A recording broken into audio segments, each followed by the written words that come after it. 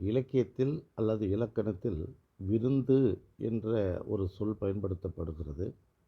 விருந்து என்ற சொல்லுக்கு புதுமை என்பது பொருள். அதனால் புதுசாக வரக்கூடியவர்களை நம்ம விருந்தினர்கள் அப்படின்னு சொல்கிறோம். திரும்ப திரும்ப வர்றவங்களுக்கு போய் விருந்தினர்கள்னு பேர் இல்லை. விருந்து என்றால் புதுமை.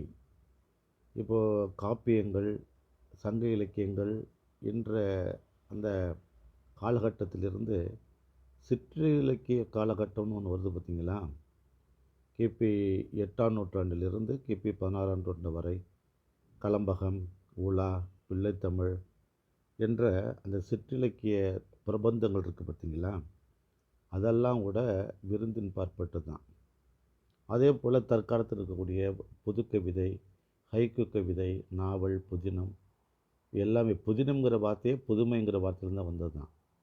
எனவே விருந்து என்பது புதிதாக வரக்கூடிய இலக்கிய வகைக்கு விருந்து என்று பெயர்.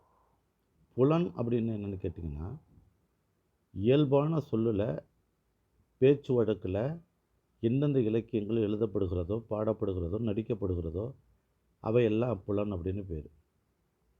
அதான் இயற்சொல் அப்படின்னு பேர்.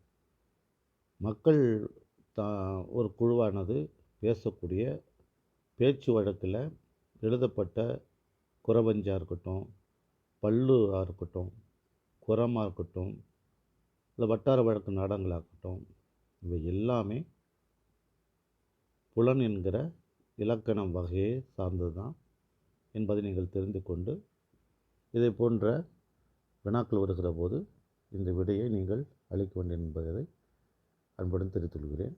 நன்றி, வணக்கம். சேனலை சப்ஸ்கிரைப் பண்ணி பாருங்கள்.